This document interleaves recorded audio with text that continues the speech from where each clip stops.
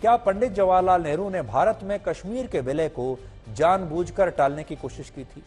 ये एक ऐसा सवाल है जिसका जवाब आपको इतिहास की किताबों में भी शायद सही नहीं मिलेगा, और इसका सच आज हम आपके सामने पेश करेंगे। यह विश्लेषण आज इसलिए कर रहे हैं क्योंकि आज ही के दिन यानी 26 अक्टूबर 1947 को जम्मू कश्मीर रियासत का भारत में विलय हुआ था। इसलिए आज का दिन बड़ा खास है।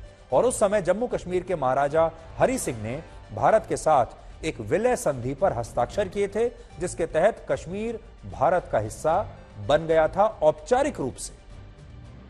आजादी से पहले भारत में 500 से ज्यादा रियासतें थीं और इन सभी रियासतों के सामने दो विकल्प थे। पहला, भारत या पाकिस्तान में से किसी एक देश में अपनी रियासत का विलय करना। उनसे कहा गया आप एक को चुन लीजिए, या तो भारत को चुन लीजिए या पाकिस्तान को। और दूसरा विकल्प था स्वतंत्र रियासत के रूप में काम करना। जम्मू कश्मीर रियासत के महाराजा हरि सिंह आजादी के बाद भी विलय को लेकर कोई अंतिम फैसला नहीं कर पा रहे थे, और वो शायद इस फैसले को समय के हिसाब से टालना चाहते थे।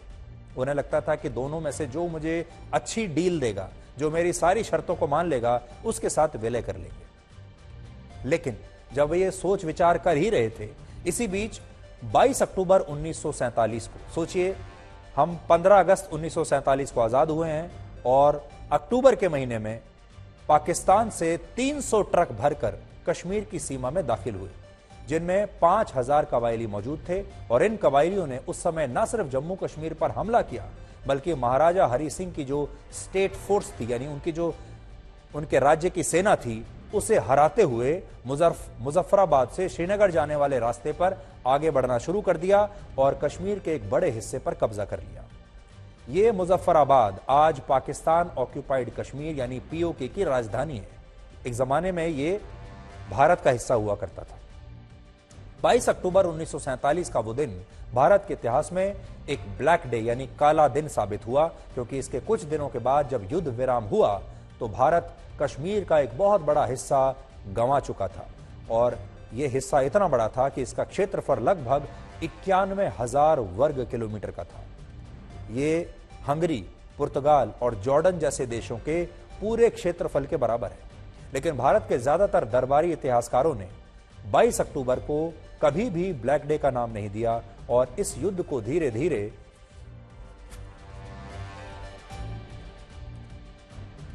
जानबूझकर देश के लोगों की याददाश्त से मिटा दिया गया। जबकि जिस पाकिस्तान ने युद्ध भारत पर थोपा था, जिसने हमला किया था, उसने इसका उलट किया। पाकिस्तान आज भी 26 और 27 अक्टूबर को ब्लैक डे के रूप में मनाता है, क्योंकि आज ही के दिन कश्मीर का हमारे देश में विलय हुआ था। और फिर 27 अक्टूबर को भारत की सेना का पहला जत्था श्रीनगर पहुंचा।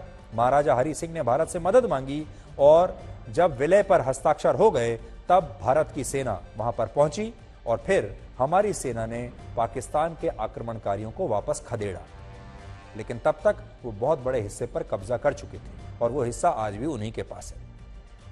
इसके अलावा यह सवाल भी अक्सर पूछा जाता है कि जब महाराजा हरि सिंह ने जम्मू कश्मीर भारत को सौंप ही दिया था औपचारिक रूप से हस्ताक्षर करके, तो फिर इस पर विवाद कहां हुआ?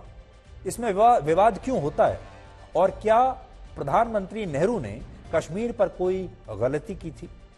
इन सवालों की जड़ में जाने के लिए आज हमने कई पुस्तकों की मदद ली, जिनमें एक पुस्तक का नाम है the man who saved India. ये किताब हिंडोल सेन गुप्ता ने लिखी है और इसके पेज नंबर 267 पर काफी महत्वपूर्ण जानकारियां दी गई हैं। इसमें लिखा है कि आजादी से एक साल पहले जम्मू कश्मीर में शेख अब्दुल्ला महाराजा हरि सिंह के खिलाफ एक बड़ा आंदोलन चला रहे थे धर्म के नाम पर। और क्योंकि जवाहरलाल नेहरू और शेख अब्दुल्ला के बीच बड़ी गहरी दोस्ती थी, इसलिए नेहरू ने कश्मीर की स्थिति को सही से समझने की कोशिश नहीं की। जिस चश्मे से शेख अब्दुल्ला ने उन्हें तस्वीर दिखाई, वो वही तस्वीर देखते रहे और वो शेख अब्दुल्ला द्वारा चलाए जा रहे राजनीतिक अभियान का हिस्सा बन गए। यानी शेख अब्दुल्ला ने उन्हें इस्तेमाल कर लिया। शेख अब्दुल्ला फारूक अब्दुल्ला के पिता थे, जम्मू कश्मीर के पूर्व मुख्यमंत्री जो हैं उनके पिता थे। और बड़ी बात यह है कि शुरुआत में वो कश्मीर का भारत में विलय करने के समर्थन में थे, लेकिन जब विलय हुआ तो वो कश्मीर की आजादी की बात करने लगे, अपने पुरानी बात से पलट गए। इसके अलावा यह बात भी सच है कि आजादी से पहले महाराजा हरि सिंह ने नेहरू को यह जानकारी भेजी थी कि वो कश्मीर को भारत को सौंपने के बारे में विचार कर सकते हैं, लेकिन उस समय नेहरू ने उनके इस प्रस्ताव को गंभीरता से नहीं लिया। भारत के कानून मंत्री किरेन रिजिजू ने हाल ही में कुछ दस्तावेज सार्वजनिक किए थे, जिनमें जवाहरलाल नेहरू के एक भाषण का जिक्र किया गया है, और यह भाषण उन्होंने 24 जुलाई 1952 को भारत की संसद में दिया था। इसमें नेहरू बताते हैं कि महाराजा हरि सिंह ने पहली बार जुलाई 1947 में कश्मीर के भारत में विलय की बात कही थी। हालांकि यह प्रस्ताव तब अनौपचारिक था, लेकिन अगर प्रधानमंत्री नेहरू इसे गंभीरता से लेते तो शायद कश्मीर आजादी के साथ ही भारत में शामिल हो गया होता और 1947 में वहां युद्ध की नौबत कभी नहीं बनती, हालात ना बनते। यहां नोट करने वाली बात यह है कि प्रधानमंत्री नेहरू ने खुद संसद में यह कहा कि महाराजा हरि सिंह ने तो विलय के लिए अनौपचारिक संदेश भेजा था, लेकिन वो उनसे और भी बहुत कुछ चाहते थे। आज मैं आपको कुछ पढ़कर सुनाना चाहता हूं उन्होंने क्या कहा। वो कह रहे हैं, When the question of Kashmir at first informally came up before us, it was always before us in a sense, but it came up before us informally round about July or the middle of July. This was before partition, before the actual coming of independence. We made it clear that even if the Maharaja and his government then wanted to accede to India, we would like something much more, that is popular approval of it before we took that step. ये जो मैं आपके सामने पढ़कर सुना रहा हूं प्रधानमंत्री जवाहरलाल नेहरू का भाषण है, जो उन्होंने औपचारिक रूप से दिया था, देश को उन्होंने ये जानकारी दी थी, ऐसा उनका कहना है। अब सोचिए, वो ये कह रहे हैं कि महाराजा हरि सिंह ने अनौपचारिक रूप से उन तक ये संदेश भिजवाया था कि वो कश्मीर का विलय करना चाहते हैं, लेकिन इन्होंने यानी नेहरू ने उसे गंभीरता से नहीं लिया। और वो ये कह रहे हैं कि राजा ने तो कह दिया कि हम विलय करना चाहते हैं, लेकिन हम ये भी जानना चाहते थे कि वहां के लोग क्या चाहते हैं। तो हम जो पॉपुलर अप्रूवल है, पॉपुलर अप्रूवल का यहां मतलब है कि वहां की जो जनता है उसका मत क्या है, और अगर जनता चाहेगी भारत में विलय करना तभी हम करेंगे, नहीं तो नहीं करेंगे। और आप सब जानते हैं कि तब कश्मीर में जो मेजॉरिटी पॉपुलेशन थी वो मुसलमानों की थी, हिंदुओं की नहीं थी। कश्मीर के मुद्दे को लेकर उस समय जवाहरलाल नेहरू की सरकार ने दो और बड़ी गलतियां की, जिनमें पहली गलती थी भारत के आखिरी वाइसरॉय लॉर्ड माउंटबेटन को देश का पहला गवर्नर जनरल बनाना। सोचिए, हम आजाद हो गए, फिर भी हमने पहला गवर्नर जनरल देश का उन्हीं को बना दिया जिन्होंने हम पर शासन किया, यानी लॉर्ड माउंटबेटन को।